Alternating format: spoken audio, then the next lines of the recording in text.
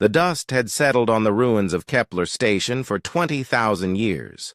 Juan pressed his gloved hand against the cold metal wall and felt nothing but silence. The Valian archaeologist had spent 3 years digging through the remains of what his people called the ghost worlds. Every human settlement they found told the same story. Sudden abandonment. No bodies, no signs of struggle. Just empty rooms and machines that had stopped working long ago. Juan's scanner beeped softly in the thin air. Another energy reading. The third one this week. His team back on the ship would say he was seeing things again. The Valians were a careful people. They didn't believe in ghost stories or ancient mysteries. But Juan had been studying human ruins longer than anyone alive, and these readings were different. The human outpost stretched out before him like a metal graveyard. Strange towers twisted toward the alien sky, their surfaces covered in symbols that no computer could translate. The humans had built things that made no sense, corridors that led nowhere, rooms with walls that seemed to bend in impossible ways. Some said the humans had gone mad before they vanished. Others believed they had found something terrible and ran away. Juan didn't think either story was true. His scanner beeped again, louder this time. He followed the signal through a doorway marked with faded warning signs. The room beyond was different from the others. The walls were smooth and dark, like looking into deep space. In the center stood a device that hummed with barely contained power. It had been running for 20,000 years, waiting. 3 systems away, on the neutral world of Nexus Prime, Mira was having a very bad day. The Korthak diplomat sat across from a table full of worried faces. Representatives from 6 different species filled the council chamber, all asking the same questions. Where were the missing ships? Why had 3 cargo vessels vanished near the old human territories? And most importantly, was someone finally brave enough to break the ancient quarantine? The Meridian trader disappeared 4 days ago, said the Altarian captain, his blue skin pale with worry. Last transmission came from the edge of Sector 7. That's deep in the dead zone. Mira nodded slowly. Sector 7 was part of the quarantine, area that had been sealed off since the humans vanished. Every species in the galaxy knew the rules. Stay away from the ghost worlds. Don't ask questions about what happened there. Some wounds were too deep to heal, and some mysteries were better left alone. Could be pirates, suggested the Zaloni trader. Or maybe engine failure. Space is dangerous.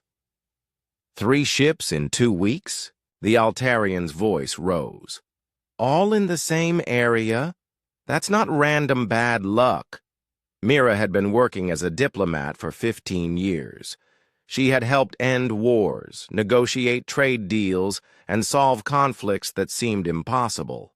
But the human question was different. Every species had rules about the ghost worlds. Don't go there.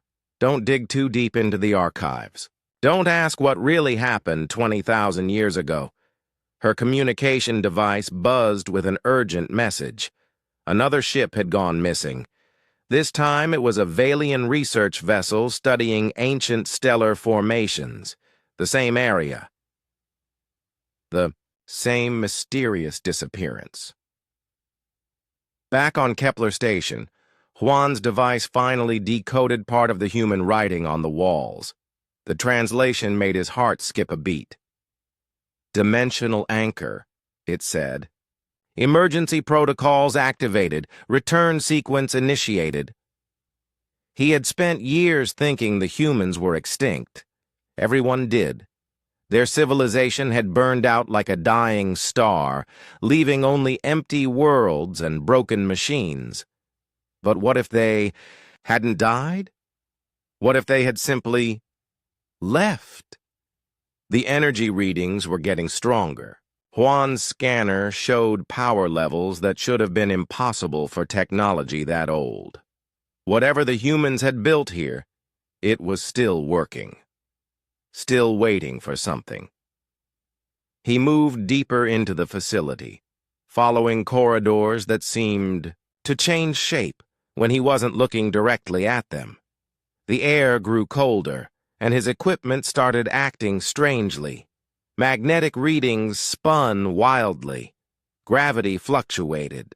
The walls themselves seemed to pulse with hidden life. In the deepest chamber, Juan found what he was looking for. A massive circular platform surrounded by machines that defied every law of physics he knew. The platform was covered in symbols. That hurt to look at directly. Geometric patterns that seemed to exist in more dimensions than his eyes could process. And at the center, a single word in ancient human script. Home. The platform was active. Energy flowed through conduits that disappeared into the walls and reappeared somewhere else entirely. This wasn't just a machine. It was a doorway. On Nexus Prime, the emergency council session had been running for 6 hours. More ships were missing. Trade routes were being abandoned. Fear was spreading through the galaxy like wildfire. The Korthak military wanted to send a battle fleet to investigate. The Vailians preferred careful scientific study.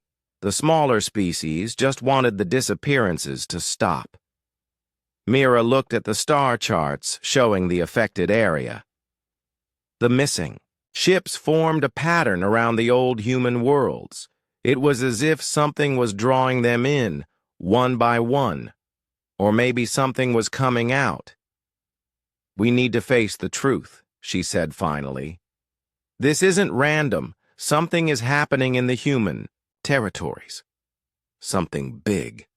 The Altarian captain leaned forward. "You think they're back?"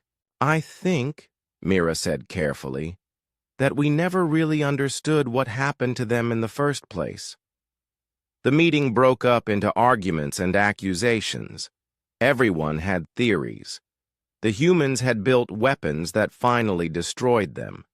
They had found something in space that drove them insane. They had evolved beyond physical existence. They had been conquered by an alien force. They had simply left for another galaxy. But as Mira gathered her notes and prepared to leave, one thought kept echoing in her mind. What if the humans hadn't been destroyed or driven away? What if they had been preparing? Far from any inhabited world, in the space between stars, something stirred. Sensors that had been built with technology no living species understood registered the disturbances around the ghost worlds. Ancient programs activated. Long-dormant systems came online. Deep in dimensional space, where time moved differently, and reality followed different rules, a signal was received. The message was simple. The galaxy had grown. New species had emerged. Old conflicts had been resolved or replaced with new ones. 20,000 years of silence were enough. It was time to come home. On a ship that existed in 7 dimensions simultaneously, Captain Tay opened his eyes for the first time in subjective centuries. Around him, his crew began to wake from their long meditation. They had been traveling between realities, learning, growing, becoming something more than they had been when they left. The galaxy they were returning to would not recognize them. The violent, chaotic humans who had fled in shame and fear were gone. In their place stood something new, something that had learned patience and wisdom during their long exile. Tay looked at the navigation display showing their home dimension. So much had changed. So many new voices singing in the cosmic dark. It would be interesting to meet their galactic neighbors. It would be even more interesting to see what those neighbors had learned in humanity's absence. The phantom ship began, its approach to normal space, its hull flickering between visible and invisible as it crossed dimensional barriers. Behind it, Hundreds more ships prepared for the same journey. 20,000 years of silence were about to end, and the galaxy would never be the same. The alarm sounded across the Valian deep space monitoring station like the cry of a dying star. Commander Day rushed to the main sensor array, his forearms working frantically over the controls. The readings made no sense. Something massive had just appeared at the edge of their territory, but it shouldn't exist. Size? He demanded. 12 kilometers long, sir, but the mass readings are impossible. Day stared at the display. The object registered on their sensors one moment and vanished the next, like a ghost made of metal and energy. When it was visible, it showed up as solid matter. When it disappeared, their instruments detected nothing but empty space. Yet something was definitely there. Send a communication burst. All frequencies. No response, sir. It's like they're not even listening. The phantom ship drifted through space with impossible grace. Its hull seemed to be made of liquid shadow that occasionally caught starlight and threw it back in patterns that hurt to watch. The vessel's shape changed as Day looked at it, sometimes sleek and predatory, sometimes round and protective, sometimes geometric forms that his mind couldn't quite understand. "Sir," called the communications officer, "we're getting reports from other systems, similar objects appearing everywhere." Day felt a chill run through his circulatory system. If one mysterious ship was dangerous, a fleet of them could mean the end of galactic civilization as they knew it. Aboard the phantom ship, Eternal Wanderer, Captain Tay stood on what most species would call a bridge. But the command center existed, in multiple dimensions at once, allowing him to see not just where they were, but where they could be. Reality flowed around him like water, responding to his thoughts and intentions. "Status report," he said to Jin, his navigator and oldest friend. "We're fully materialized in this dimension," Jin replied. "Local species are detecting us but can't understand what they're seeing. Their technology is limited." Tay nodded.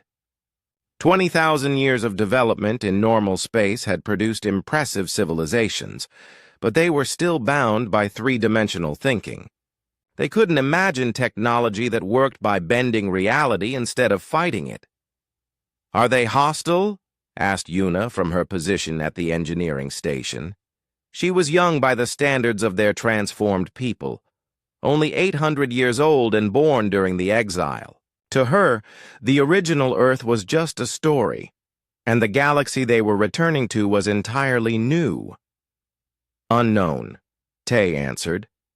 "Fear often leads to hostility. We must be careful."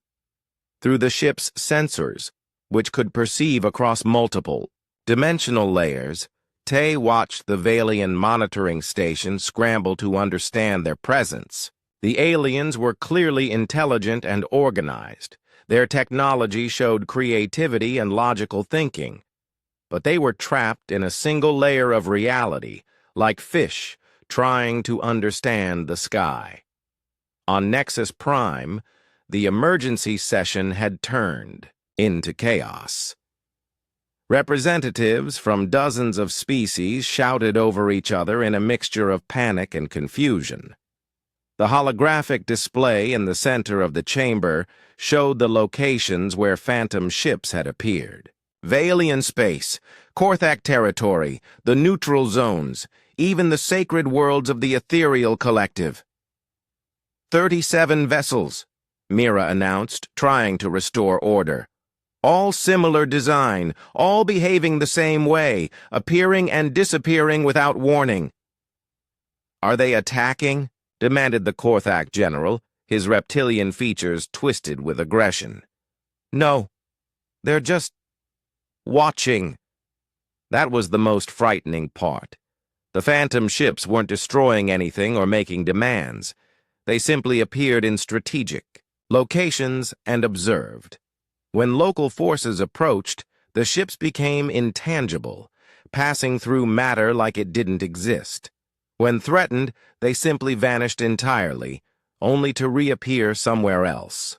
"We need to assume they're hostile," the general continued. "Unknown technology, unknown intentions. They could be scouts for an invasion force." Mira wasn't so sure. She had studied every available record of first contact situations, and this felt different. Invaders typically made demands or attacked quickly. These ships seemed to be studying the galaxy's current state, like scientists observing an experiment. "What if they're not invaders?" she suggested. "What if they're explorers trying to understand what's happened since they left?" The chamber fell silent. Every species in the galaxy knew the legends about the vanished race. The violent, unpredictable humans who had fought terrible wars before disappearing without explanation. Could these phantom ships be connected to them? Back on the Eternal Wanderer, Una was analyzing the local communication networks. The humans had learned to process information at speeds that made quantum computers look slow. In minutes, she absorbed. 20,000 years of galactic history. Fascinating, she said. They've managed to avoid major wars for the last 3,000 years. Impressive diplomatic development. Better than we were doing when we left, Jin observed. Tay reviewed the data streams flowing through his consciousness. The galaxy had, indeed, grown up in their absence. The Valians had evolved from aggressive warriors into thoughtful scientists. The Korthak had developed from simple hunters into complex politicians. Dozens of new species had achieved space travel and joined the galactic community. But he also saw the problems, resource conflicts, simmering beneath diplomatic treaties, old prejudices hiding behind polite words, fear and mistrust spreading between species who had never learned to truly understand each other. "They've come far," he said finally. "But they still have far to go." Una looked up from her console. "Should we make contact?" "Not yet. They're not ready.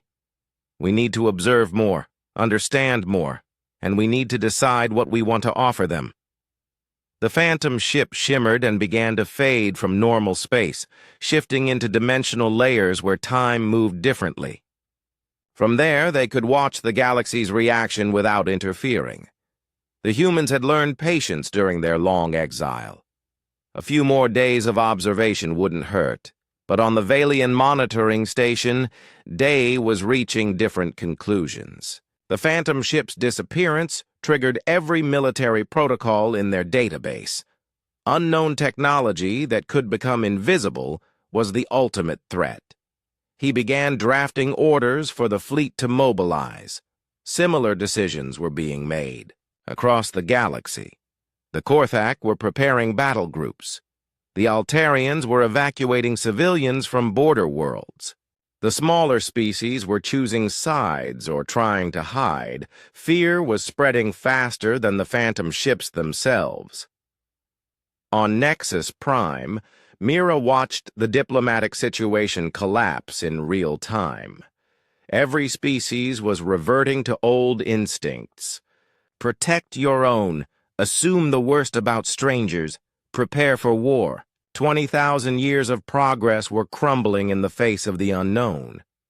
She thought about the missing cargo ships and had a terrible realization. What if the disappearances weren't attacks? What if they were rescues? The phantom ships might have been saving crews from some other danger, something the galaxy's sensors couldn't detect. But when she tried to present this theory to the Council, nobody listened. Fear was louder than logic. Ancient prejudices were stronger than new possibilities. Deep in dimensional space, aboard ships that existed in multiple realities at once, other human commanders were reaching the same conclusions as Tay. The galaxy had grown, but it hadn't learned wisdom. The same patterns that had led to humanity's original exile were still present. Fear of the unknown, quick judgments, violence as the first solution to any problem, Admiral Ray, commander of the Phantom, Fleet, sent a message across dimensional space to all human ships. Continue observation. Do not interfere. Let them show us who they have become. The test had begun. Not a test of military strength or technological advancement, but something more important. A test of character. Would the galactic community choose fear or curiosity, violence or understanding? Would they repeat the mistakes that had driven humanity into exile, or had they learned to be better? The Phantom ships watched and waited. In the space between dimensions, 20,000 years of exile had taught humanity many things. The most important lesson was this: true strength came not from power, but from wisdom, not from conquest, but from understanding. The galaxy was about to learn whether it was ready for that lesson. As reports flooded in from across known space, one thing became clear to every species monitoring the situation. The age of galactic isolation was over. Something had returned from the dark between stars, and everything was about to change. The only question was whether that change would come through war or through something entirely unexpected. The Korthak battle fleet emerged from hyperspace in perfect formation, 60 warships bristling with weapons that could crack planets. General Lin stood on the command deck of the flagship, watching the tactical display with growing frustration. Their target should have been right in front of them, but the Phantom ship had vanished again. "Sensor sweep complete," reported his tactical officer. "No contacts within 50,000 kilometers." "It was here 5 minutes ago," Lin growled. The Phantom ships were making fools of every military commander in the galaxy. They appeared without warning, ignored all attempts at communication, and disappeared the moment anyone got close enough to study them properly. "Sir, contact bearing 27 Mark 4. Lin spun toward the display. The Phantom ship had reappeared behind their formation, as if it had been watching them the entire time. Its hull seemed to shift between solid matter and empty space, like looking at something through disturbed water. "All ships, target the unknown vessel. Prepare to fire. Sir, weapon locks are unstable. Target keeps shifting." Lin watched in disbelief as their targeting computers tried to lock onto something that refused to follow the basic laws of physics. The Phantom ship wasn't just fast or well-armored. It was something else entirely. Fire anyway. All weapons. The space around the Phantom ship lit up with energy beams and particle weapons. For a moment, Lin thought they had scored hits. Then the light faded, and the ship was still there, completely undamaged. The weapons had passed right through it. "How is that possible?" whispered the tactical officer. The Phantom ship began to move, not through space but through dimensions. Lin watched as it folded reality around itself, appearing in 3 different locations simultaneously before settling into a position directly above his flagship. At this range, one shot from the unknown vessel could destroy his entire fleet. But no shot came. The Phantom ship simply hung there, like a predator that had chosen not to strike. The message was clear. We could destroy you, but we choose not to. Across the galaxy, similar encounters were happening with increasing frequency. Phantom ships appeared in every major system, always in positions that demonstrated their technological superiority. They could move faster than any known drive system. They could become intangible at will. They could appear and disappear without using hyperspace or any other known method of travel. Most disturbing of all, they seemed to know exactly where to find every military force that tried to intercept them. On Nexus Prime, The Galactic Council was in permanent emergency session. The main chamber buzzed with worried conversations in a dozen different languages. Mira sat at the Korthak delegation table, reviewing reports that painted an increasingly impossible picture. 43 separate encounters, she announced to the assembly. Not one shot fired by the unknown vessels, no demands made, no attempts at communication. Because they're studying us, said the Valian representative, learning our weaknesses before they attack.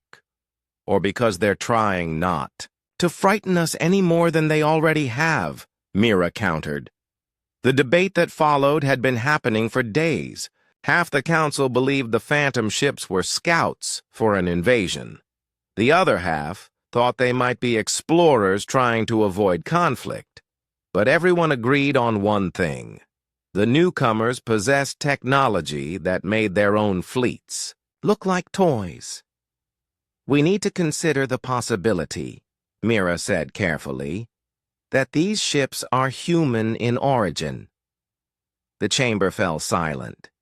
Speaking about the humans was still taboo in many circles. Too many species remembered the old stories about their violence and unpredictability. Impossible, declared the ethereal collective's representative. The humans destroyed themselves 20,000 years ago. We have the archaeological evidence. We have evidence that they left, Mira corrected. Not that they died. On the bridge of the Eternal Wanderer, Captain Tay reviewed the reports his crew had gathered from their observations.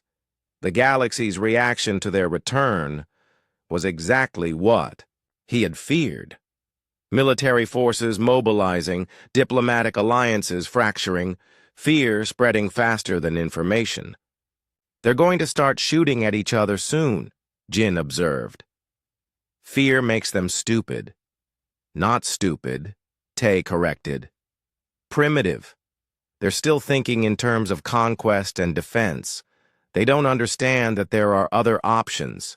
Yuna looked up from her analysis station. Should we reveal ourselves? End the uncertainty? Tay considered the question. The human fleet had been observing the galaxy for weeks now, watching how different species reacted to the unknown. The results were not encouraging. Some species immediately prepared for war. Others tried to hide. A few attempted to study the phantom ships scientifically, but even they defaulted to military thinking when their instruments failed to provide answers. Not yet, he decided. They need to exhaust their fear first. Only then will they be ready to listen. But other human commanders were reaching different conclusions. Admiral Ray had been monitoring communication networks across the galaxy, watching fear turn into panic. The longer they waited, the more likely it became that some species would do something genuinely stupid. She opened a communication channel to all phantom ships. Prepare for limited revelation. It's time to give them something to think about besides war. The first sign that something had changed came from the Valian Deep Space Monitoring Station. Commander Day was reviewing sensor logs when his instruments detected something impossible. The phantom ship that had been lurking at the edge of their system was broadcasting. Sir, we're receiving a transmission. Text only. Basic galactic standard. Day felt his heart stop. After weeks of silence, the phantom ships were finally trying to communicate. Put it on the main screen. The message that appeared was simple, but it sent shockwaves through every species monitoring the transmission. We have returned. We mean no harm. We wish to observe and understand what you have become. Origin trace? Day asked, though he already suspected the answer. Unknown, sir. But the transmission characteristics?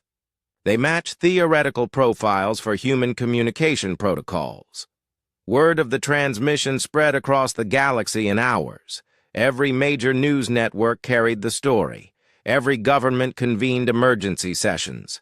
The phantom ships weren't just unknown aliens. They were humans, returned from whatever exile had claimed them 20,000 years ago.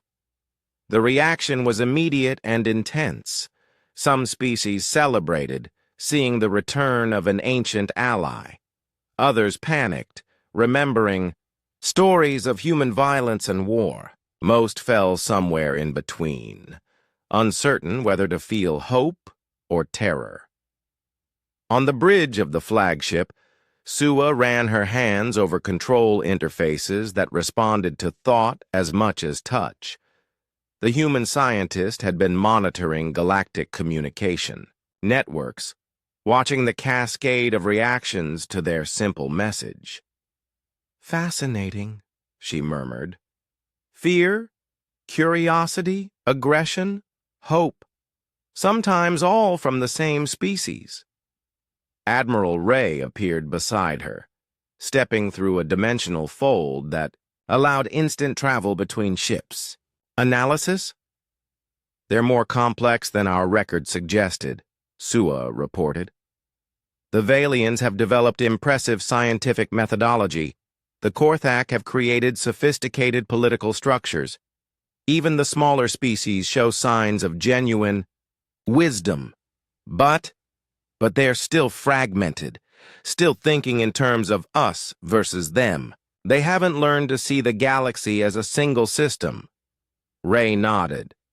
It was what she had expected, but still disappointing. 20,000 years of development, and the galaxy's inhabitants were still trapped in the same territorial thinking that had driven humanity into exile. "Recommendations?" Sua considered the question. "Gradual contact. Choose representatives from each major species. Show them what we've learned, but don't overwhelm them. They need to understand that we're not the same humans who left." On Nexus Prime, Mira was having the same conversation with different words. The Galactic Council was debating how to respond to the Phantom ship's message. Some wanted to demand immediate face-to-face meetings. Others preferred to maintain distance until they understood human intentions. "We need to remember," Mira said to the assembly, "that these aren't the humans from our history books. 20,000 years is a long time. They could be completely different from their ancestors. Or they could be exactly the same," countered the Korthak military representative, "waiting for us to lower our guard before they attack." The debate continued, but Mira could see the fear in every delegate's eyes. The galaxy had grown comfortable with the humans being safely extinct. Their return disrupted every assumption about how the universe worked. But in the depths of space, watching from dimensions that existed between moments, the Phantom ships continued their patient observation. The humans had learned something during their exile that the galaxy hadn't. True strength came from understanding, not from force. Soon, they would have to decide whether their former neighbors were ready to learn that lesson. The test was just beginning, and the results would determine not just the future of human-galactic relations, but the future of consciousness itself in their corner of the universe. The Phantom ships drifted between dimensions, waiting for wisdom to overcome fear. In the space between heartbeats and the pause between thoughts, humanity prepared to offer the galaxy something it had never seen before, a choice that didn't involve conquest or Sur. Juan's discovery changed everything. Deep in the human ruins on Kepler Station, buried beneath 20,000 years of dust and silence, he found the archive. It wasn't just a computer or a database. It was something that seemed to exist in multiple dimensions at once, containing memories that felt more real than reality itself. The human scientist who had recorded these memories called himself Kyo. His image appeared in the archive as a three-dimensional projection, but one that could look directly at Juan and respond to his questions. It was like speaking with a ghost who refused to admit he was dead. "You want to know what happened to us," Kyo said, his voice carrying emotions that had been preserved for 20 millennia. "Why we left instead of fighting. Why we chose exile over victory." Juan nodded, afraid to speak and break whatever miracle was letting him communicate across such a vast span of time. Kyo's expression grew sad. "We were not good people when we left. We had built weapons that could crack planets, ships that could travel between stars faster than light, technologies that bent reality to our will. But we had not learned wisdom." The archive around them shifted, showing images of the galaxy as it had been 20,000 years ago. Juan saw vast space battles, worlds burning, entire species fleeing in terror as human fleets carved paths of destruction through the stars. "We were afraid," Kyo continued.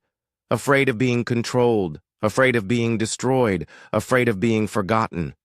So we struck first, always. We built bigger weapons, claimed more territory, demanded more respect. We thought strength meant never showing weakness." The images changed, showing human colonies that stretched across hundreds of star systems. But Juan could see the fear in the colonists' faces, the exhaustion in their soldiers' eyes. Victory had brought them no peace. Then came the Confluence War, Kyo said, and the archive filled with scenes of devastation that made Juan's stomach turn. 17 species united against us, not because they were evil, but because they were terrified. We had become the monster in every civilization's nightmares.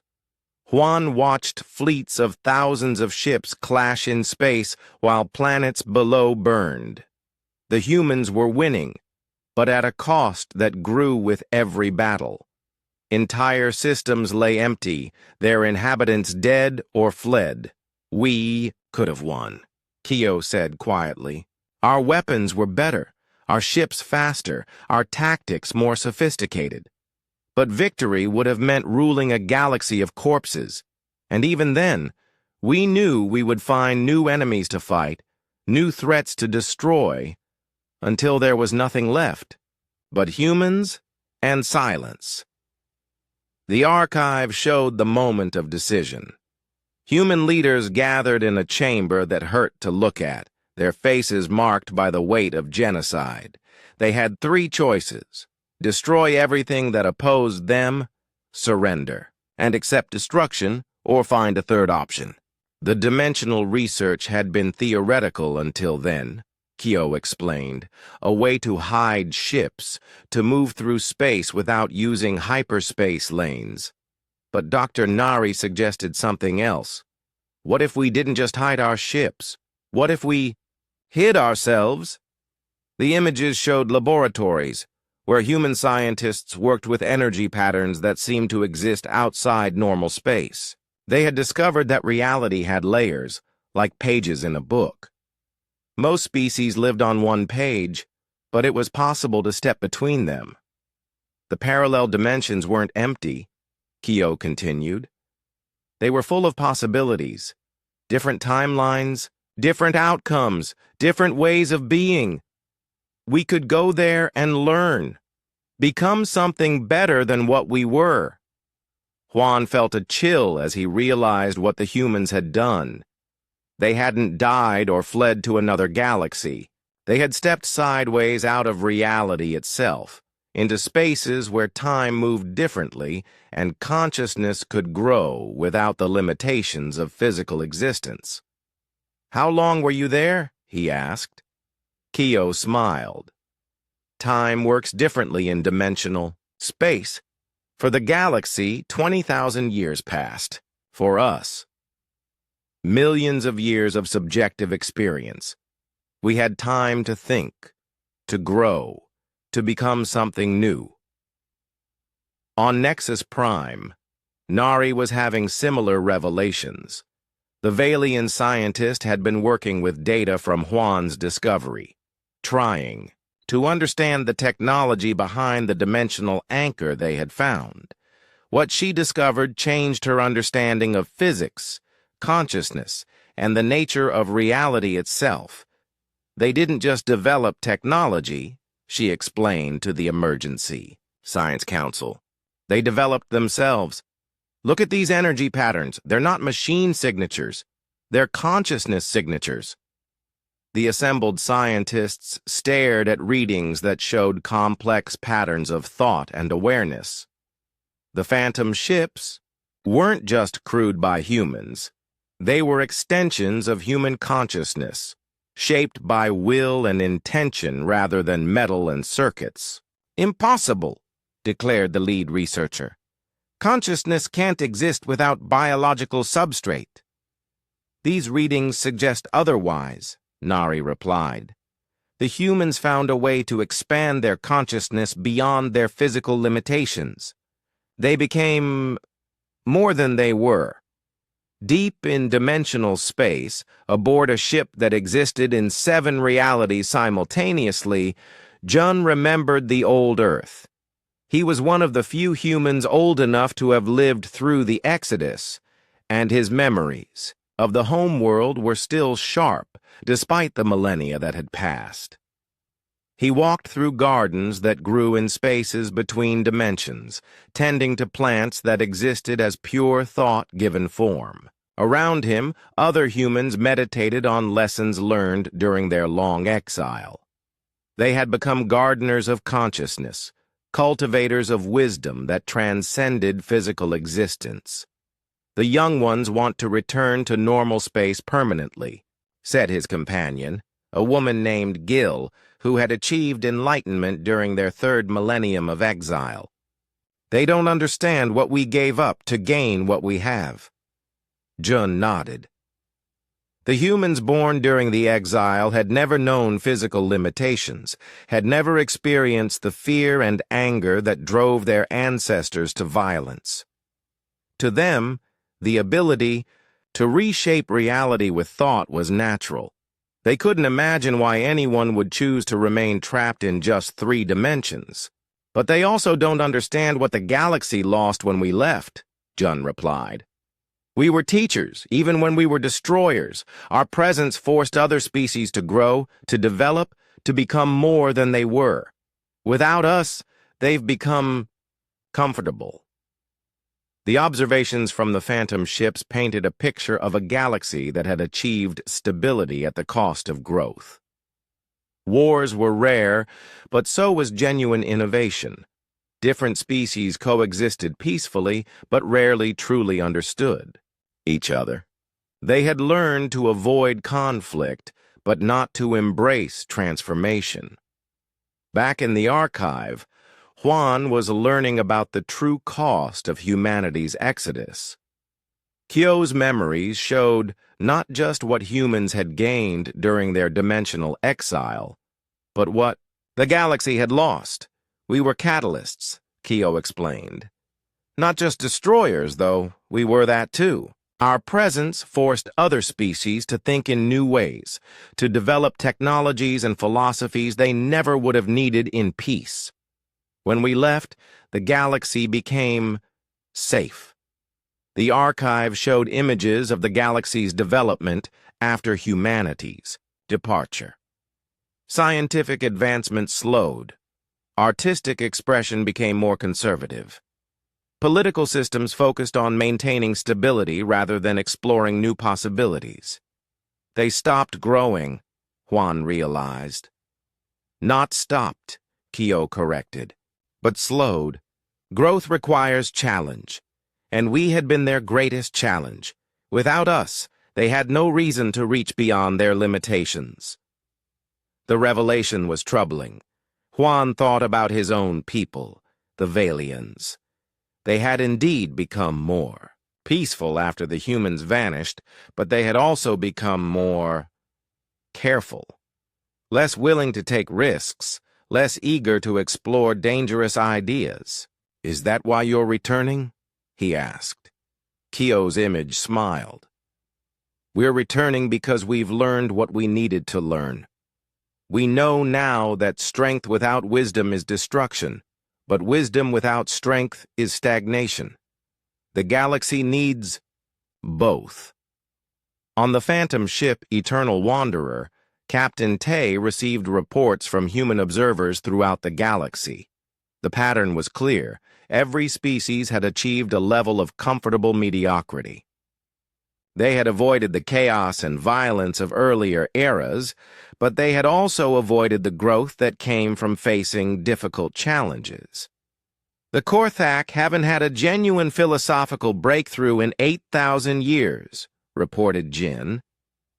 The Valians solved their last major scientific challenge 12,000 years ago. Even the smaller species have settled into predictable patterns.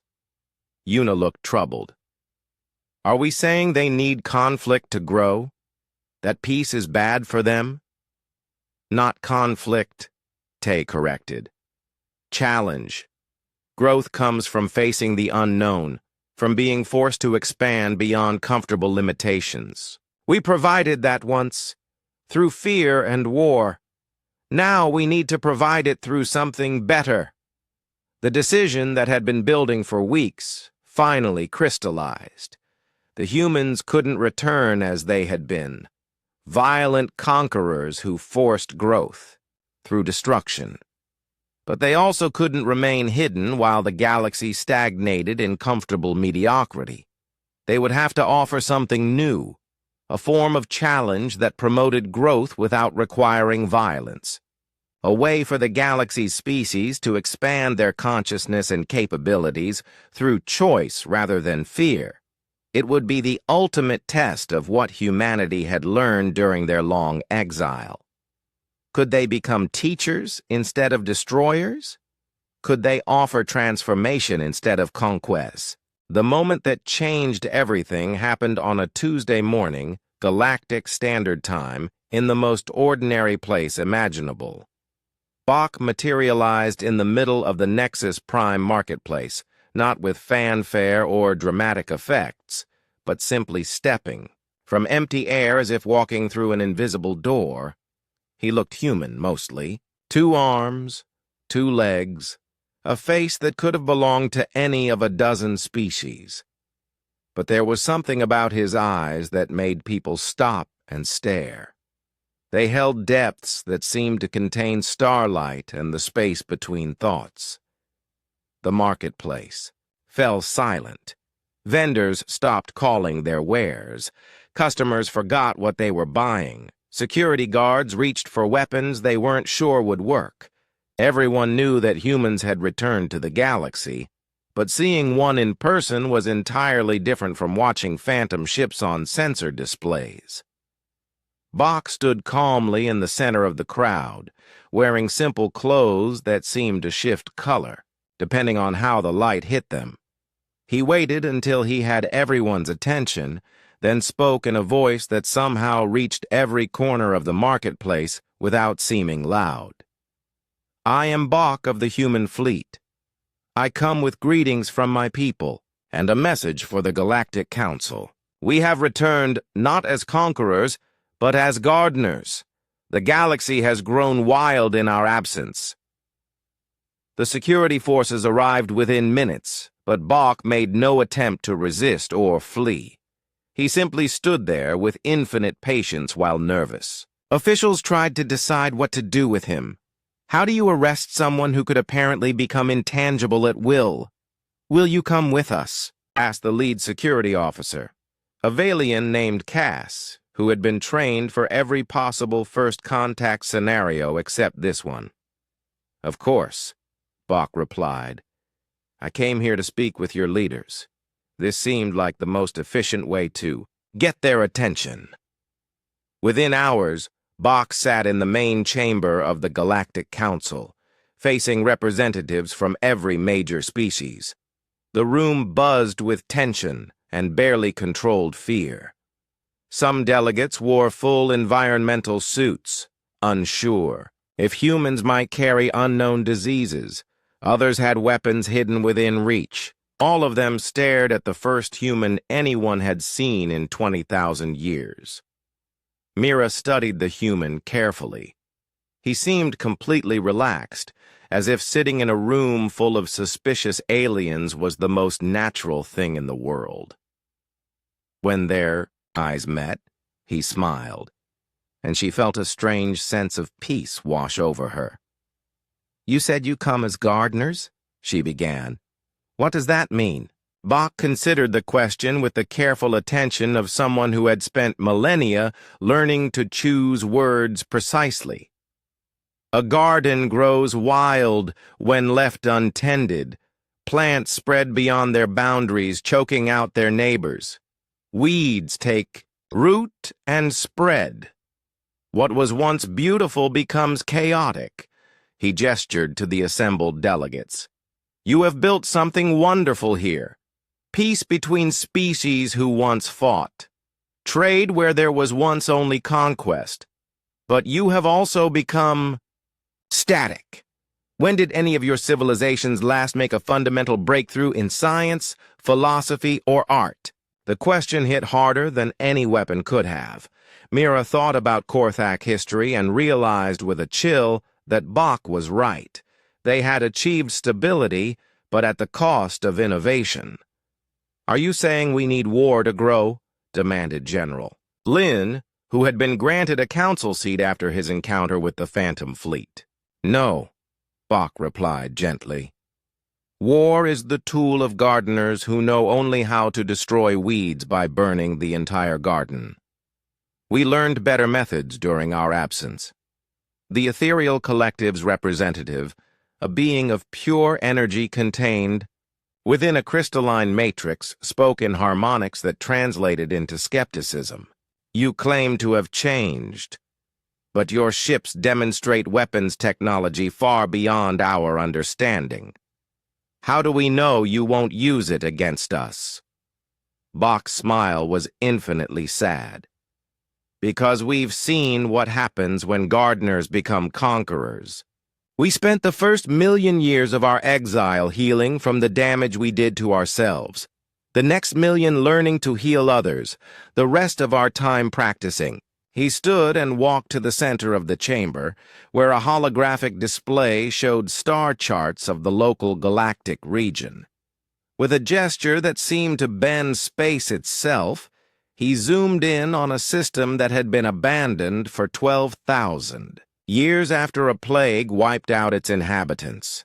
"The Meridian system," he said. "Dead worlds, poisoned by biological weapons from an ancient war. Your records say it will remain uninhabitable for another 50,000 years. The display shifted, showing real-time images of the Meridian worlds.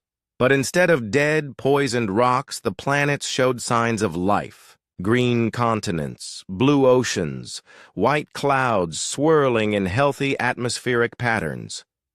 "Impossible," whispered the Altarian representative. "The contamination levels were healed 3 days ago," Bach said simply, "by my colleague Han and a team of human ecological specialists. They used techniques we developed during our exile to cleanse the biosphere and restore natural balance." The chamber erupted in shocked conversations. Mira stared at the images, trying to understand what she was seeing. "You terraformed 3 dead worlds in 3 days?" "We didn't terraform them," Bach corrected. "We reminded them how to heal themselves. Every world has a natural tendency toward life and balance. Sometimes it just needs guidance." Another delegate, from a species that had lost 2 colonies to resource depletion, leaned forward. "Could you restore depleted worlds as well?" "My colleague Juan is already working on such projects," Bach replied. "But healing dead worlds is not why we returned. That's just practice." "Then why did you return?" Mira asked. Bach looked at each delegate in turn, his strange eyes seeming to see not just their physical forms, but something deeper. "Because the galaxy is dying, slowly and peacefully. You've achieved stability by avoiding challenge, peace by avoiding growth.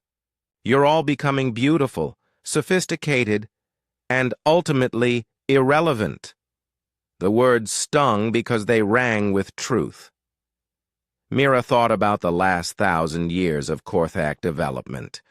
They had perfected their existing technologies but hadn't invented anything genuinely new. They had refined their political systems but hadn't developed new forms of consciousness or awareness. "What do you want from us?" she asked. "Nothing," Bach said. "We want to give you something. The same gift we gave ourselves during our exile, the opportunity to become more than you are." Lin scoffed. "In exchange for what? Submission to human authority?" Bach's laughter filled the chamber like music. "Authority? We spent 20,000 years learning that authority is an illusion. You cannot force consciousness to grow any more than you can force a flower to bloom by shouting at it." He gestured again, and the holographic display showed images from across the galaxy. Human teams working on projects that seemed impossible, restoring dead worlds, healing ancient conflicts between species, teaching new forms of science that worked by understanding rather than force. "We offer you teachers, not rulers," Bach said. "Guides, not masters. Students, not subjects. We have learned things during our exile that we would like to share, but only with those who choose to learn." "And if we refuse?" asked the ethereal collective. "Then you continue as you have," Bach replied. "We will not force our gifts on anyone, but we will also not pretend that comfortable stagnation is the same as true peace." Mira felt something shift in her understanding. The humans weren't offering conquest or even alliance. They were offering something far more dangerous: transformation.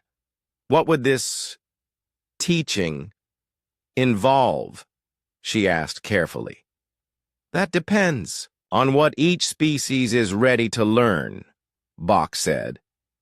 "Some might benefit from new technologies that work by harmony rather than force. Others might discover forms of consciousness that transcend individual limitations. Still others might learn to perceive dimensions of reality that currently remain hidden."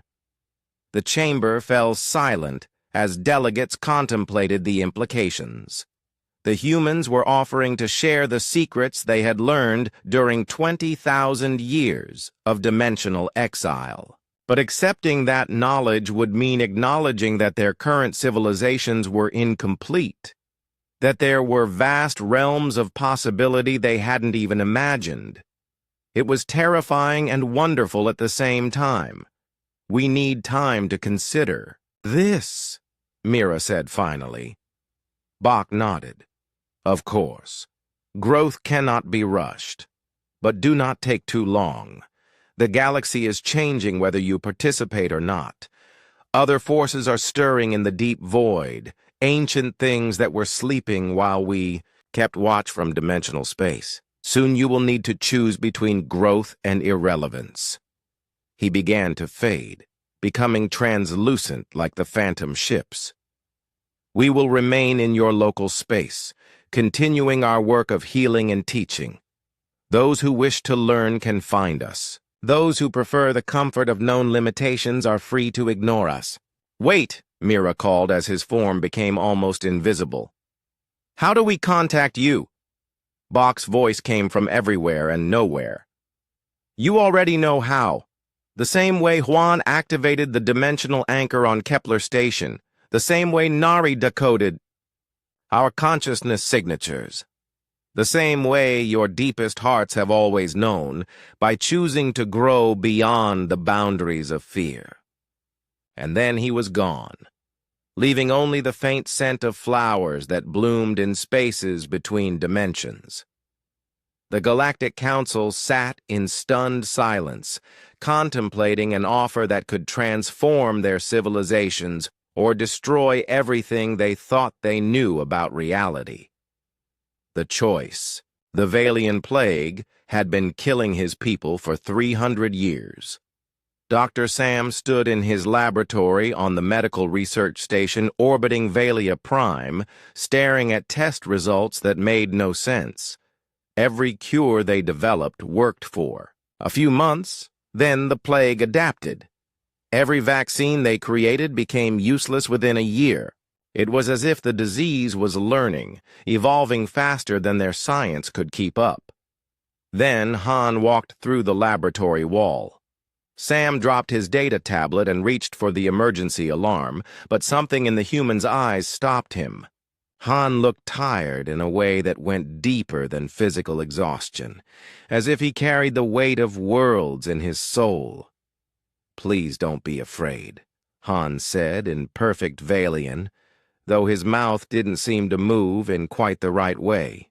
"I'm here to help with your plague problem." "You're human," Sam stammered. "I am.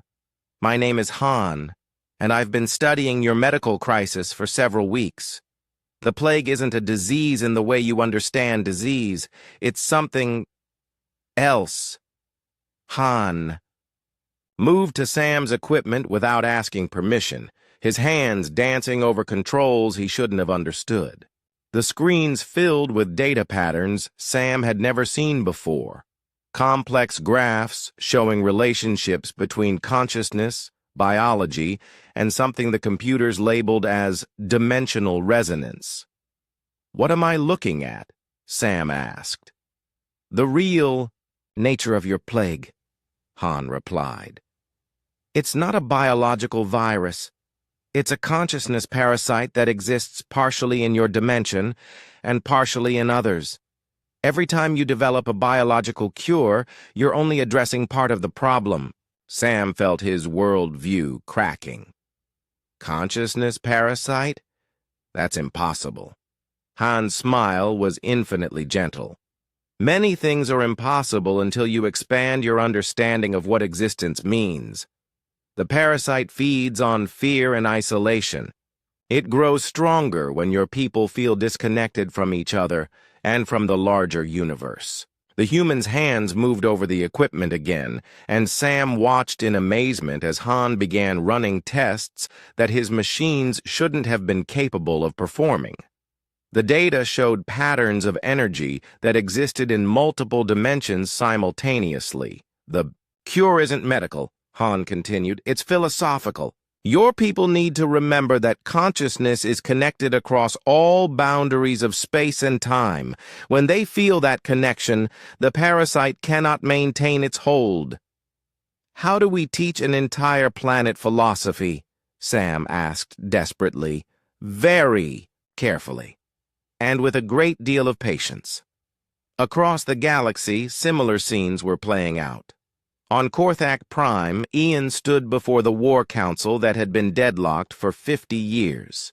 The civil war between the northern and southern continents had frozen into a stalemate that was slowly destroying their civilization.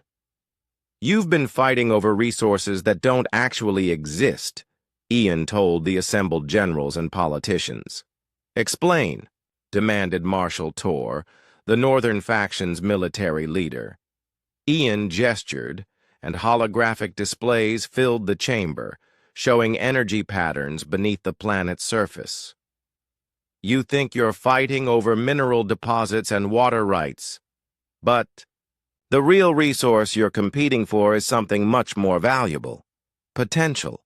The Southern representative, Chancellor Yar, leaned forward. "What kind of potential?" "The potential to become more than you are," Ian replied.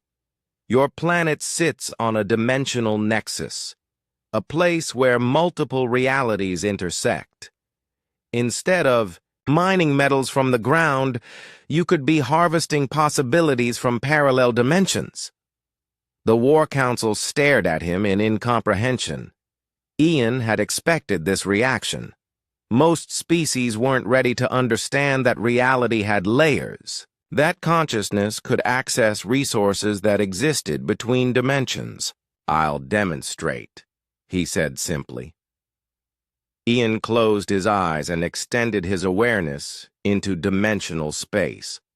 The chamber around them began to change, walls becoming transparent to reveal the flows of energy that connected all things. The Korthak. Leaders found themselves seeing their planet as it truly was, not a finite collection of resources to be fought over, but an infinite wellspring of potential waiting to be tapped. "This is what you could accomplish if you worked together instead of against each other," Ian said. "Your civil war isn't really about resources. It's about the fear that there isn't enough. Enough wealth, enough security, enough meaning. But in a universe of infinite dimensions, scarcity is an illusion." Meanwhile, Juan was standing on the dead world of Zerion 4, where toxic storms had raged for 8,000 years.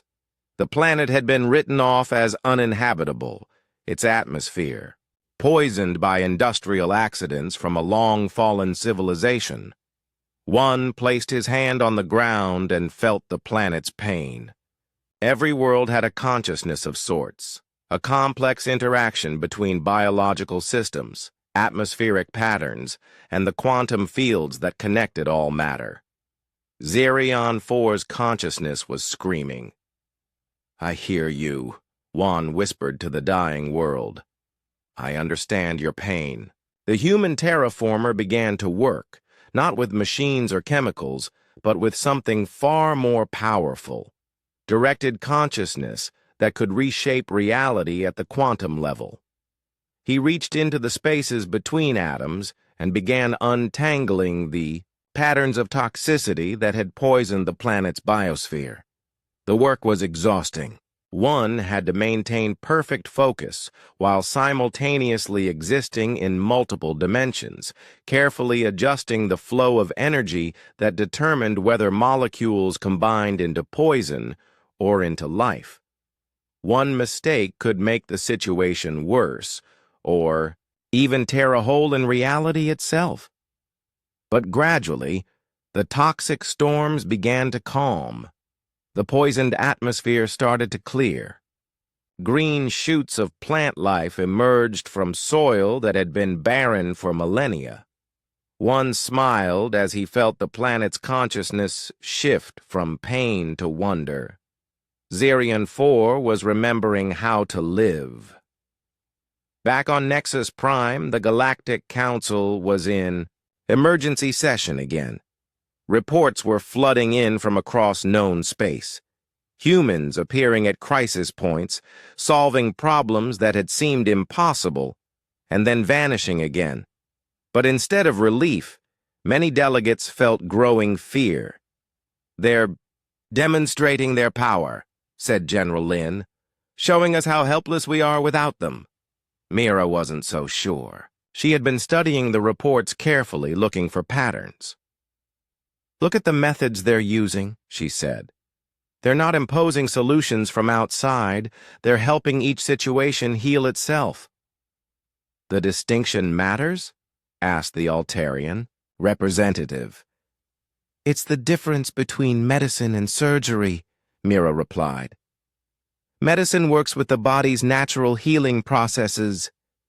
Surgery forces change from outside. The humans are practicing medicine on a galactic scale." The debate continued for hours. Some species wanted to formally request human assistance with their own problems.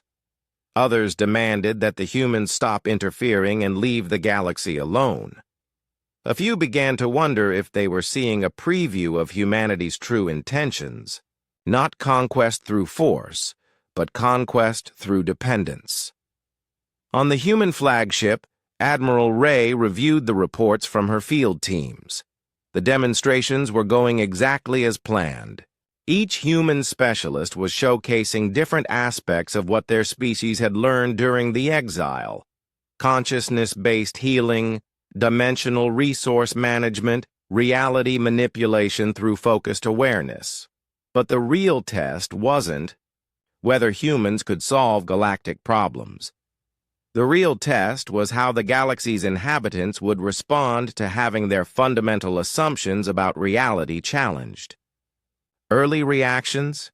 She asked Sua, who was monitoring communication networks across known space. Mixed, the scientist replied. Fascination, fear, denial, anger, sometimes all from the same individual. They're struggling to understand that consciousness is the fundamental force in the universe, not matter or energy. Expected, Ray said. We went through the same process during our first 1,000 years in dimensional space. The ego doesn't like learning that it's not the center of existence. Some species are adapting faster than others, Sua continued. The Valians are embracing the consciousness-based medicine. The ethereal collective already suspected that reality was more flexible than most believed, but the Korthak are having trouble accepting that their resources conflicts are based on illusion. Ray nodded. Each species will learn at its own pace. Our job is to provide opportunities for growth, not to force it. But even as she spoke, Ray was aware of other forces, stirring in the deep void.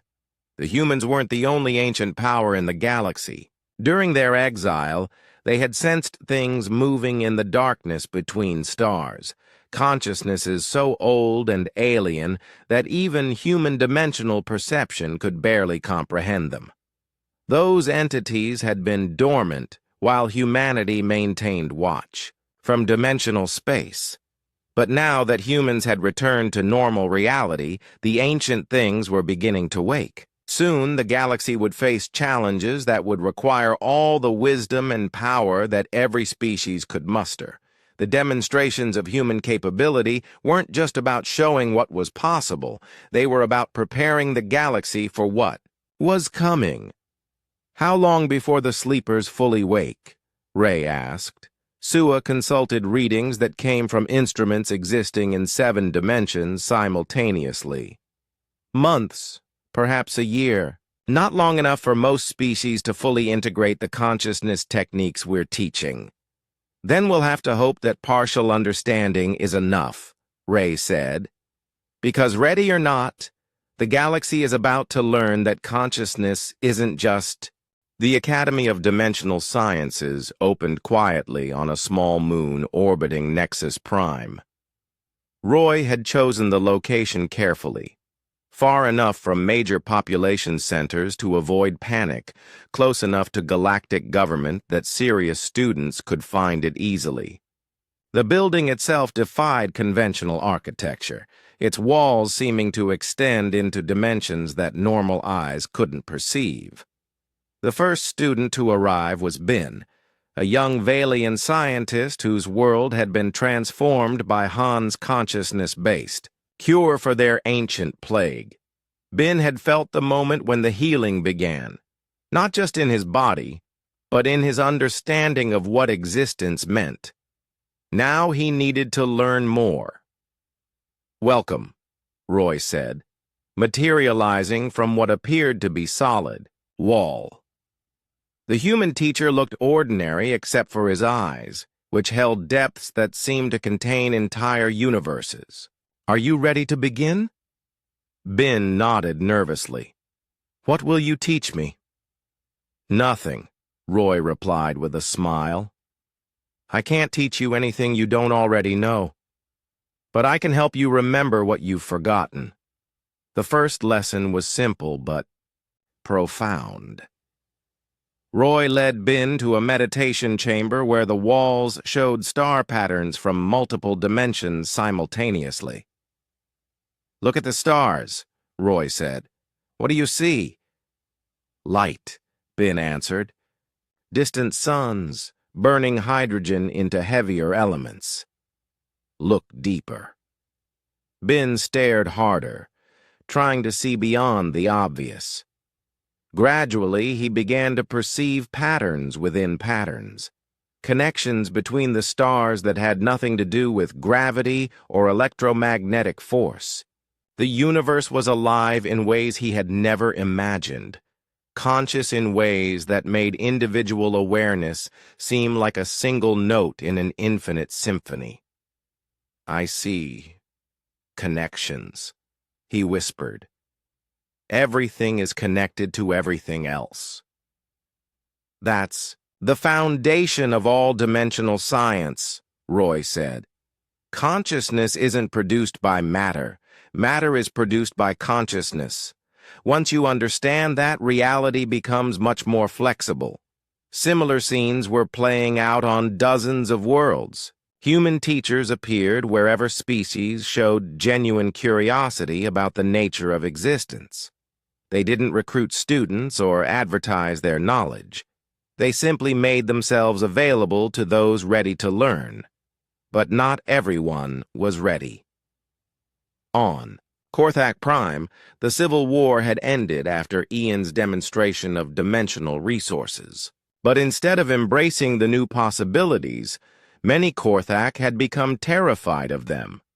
They formed the Pure Reality movement, dedicated to preserving traditional understanding of physics and consciousness. "These humans are trying to corrupt our minds," declared Marshal Tor at a rally attended by millions. "They want us to abandon logic and reason for mystical nonsense. We must resist their influence before they destroy everything that makes us who we are." The crowd roared its approval. Fear was a powerful motivator, and the idea that reality was more complex than they had believed challenged everything the Korthak thought they knew about themselves. Chancellor Yar, representing the faction that had embraced human teachings, spoke to her own supporters. "They're offering us the chance to grow beyond our limitations. Yes, it's frightening. Yes, it challenges everything we thought we knew, but that's what growth means, becoming something larger than what we were."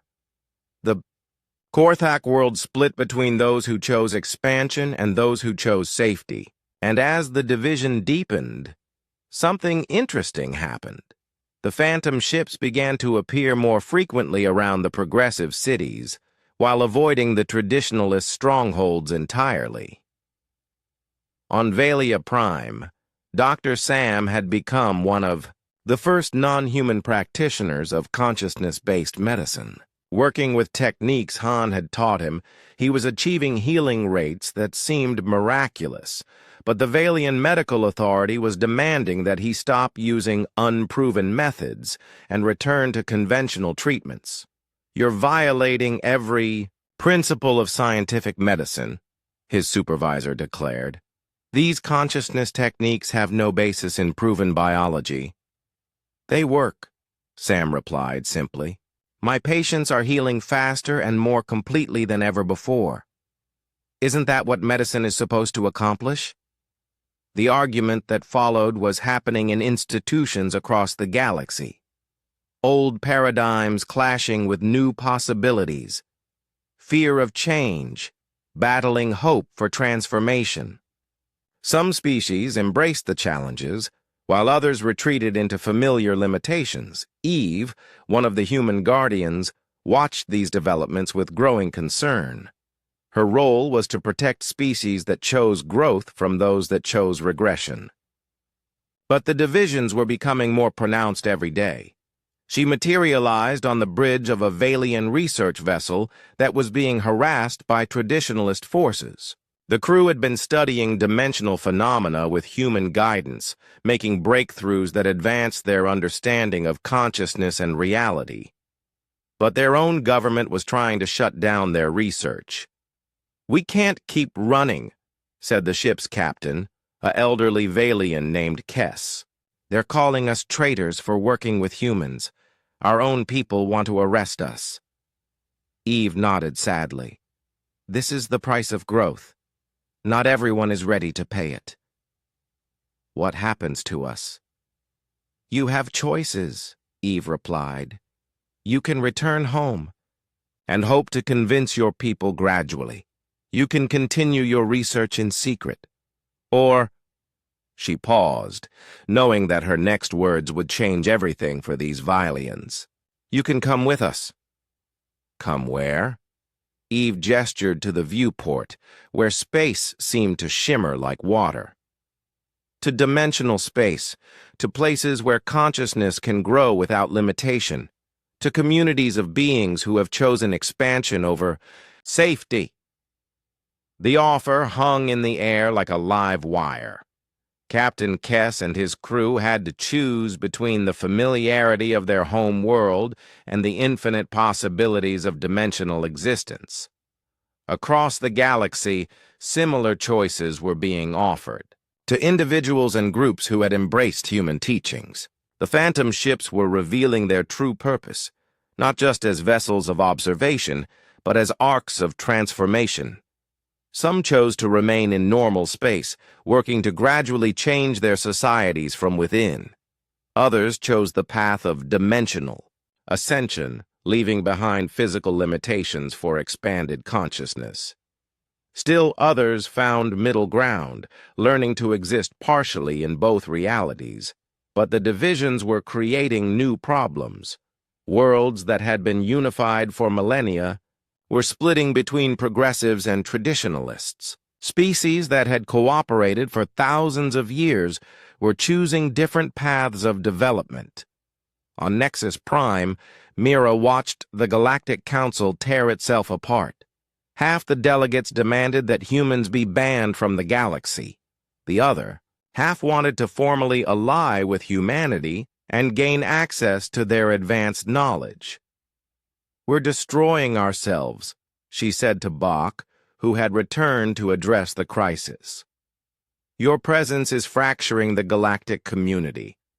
Bach's expression was infinitely compassionate. "Growth is always painful. When a tree grows, its old bark must crack and fall away. When a butterfly emerges, the caterpillar must cease to exist.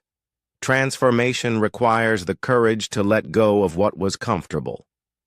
"But we had peace," Mira protested. "We had stability, unity."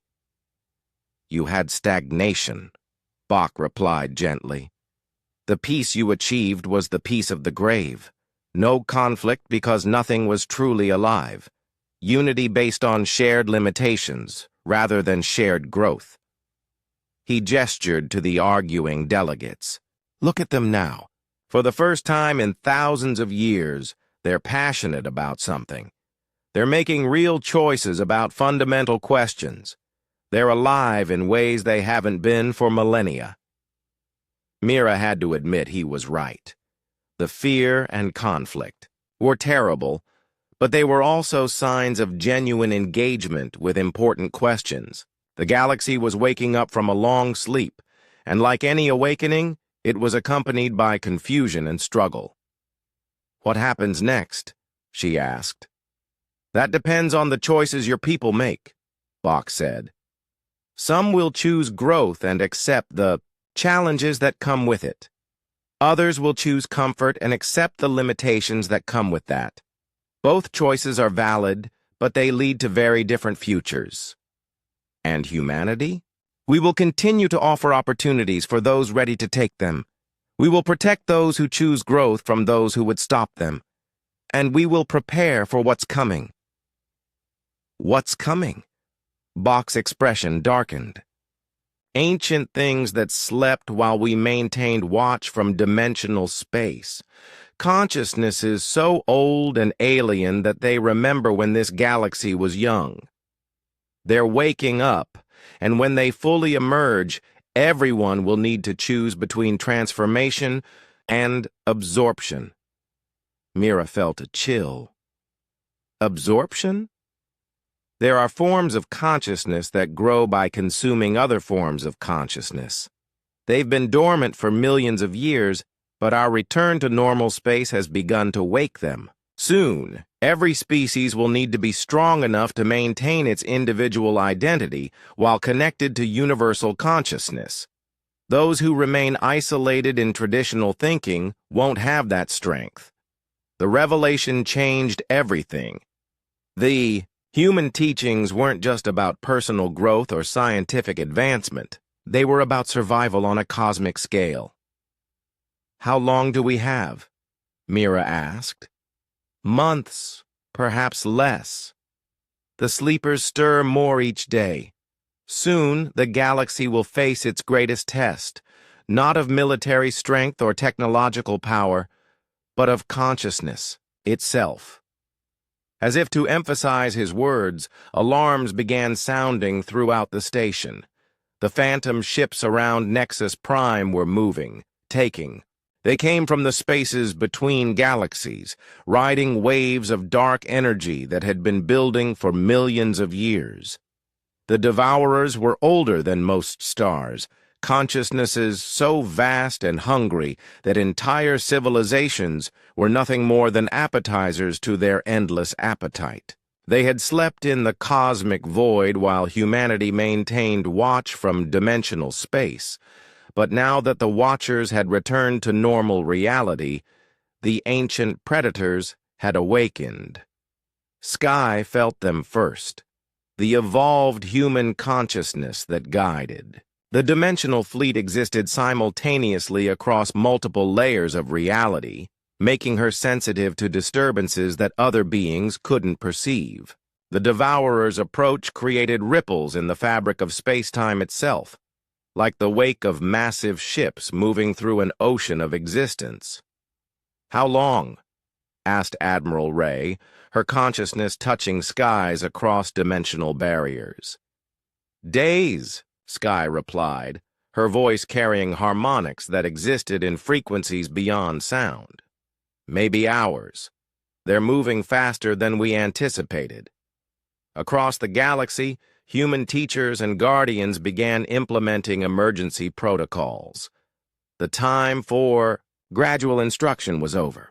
Species would have to choose immediately between transformation and consumption. On Valia Prime, Roy gathered his students in the Academy's central chamber. Bin had progressed faster than any non-human in recorded history, learning to perceive multiple dimensions and manipulate reality through focused consciousness. But he was still far from ready for what was coming. "The test we've been preparing for is here," Roy announced to the assembled students. "Ancient predators are approaching this galaxy, beings that feed on consciousness itself. Those who remain, isolated in traditional thinking, will be absorbed. Only those who have learned to connect their individual awareness to universal consciousness will be strong enough to resist." "What do we do?" asked Bin, fear and determination warring in his voice. "You choose," Roy replied. "Remain here and hope your partial training is enough to survive, or come with us to dimensional space where we can complete your transformation in accelerated time." The choice was agonizing. Ascending to dimensional space meant leaving behind everything they had known, their home worlds, their physical bodies, their familiar forms of existence. But staying meant facing cosmic predators with incomplete preparation. One by one, the students made their decisions. Bin looked at his fellow Valians, then at Roy. "If I go with you, will I still be me?" "You'll be more than you are now," Roy assured him. "Individual consciousness isn't destroyed by connection to universal consciousness. It's enhanced. You'll still be Bin, but you'll also be part of something infinitely larger." Meanwhile, on Korthak Prime, the divisions that had torn their society apart suddenly seemed meaningless. The pure reality movement and the consciousness progressives received the same warning: unite or be consumed. Ancient predators were coming that cared nothing for their philosophical differences. Marshal Tor stood before his followers, his face grim. "I've been wrong," he admitted. "I thought the humans were our enemies, trying to corrupt our minds with impossible ideas, but there are real enemies coming, things that will destroy everything we are unless we learn to defend ourselves with weapons we don't understand." Chancellor Yar appeared on screens across the planet, addressing both factions simultaneously. "We have perhaps hours to prepare. The humans are offering to teach us survival techniques, but they require us to expand our understanding of consciousness beyond anything we've imagined. The response was immediate and desperate. Millions of Korthak, regardless of their previous beliefs, begged for instruction in dimensional consciousness techniques.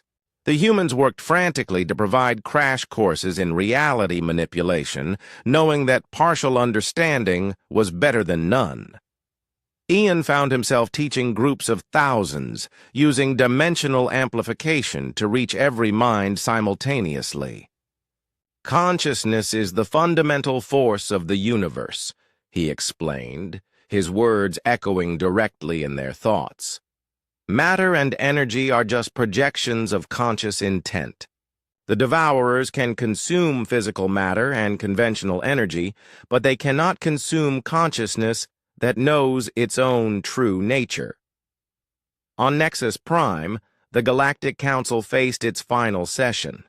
Delegates who had spent months arguing about human intentions now had to make immediate choices about survival. The phantom ships had revealed their true nature as dimensional arcs, offering transport to expanded realities for those brave enough to accept transformation. Mira stood before the assembly, her voice steady despite the cosmic storm approaching. Their galaxy. "We have 3 options," she announced.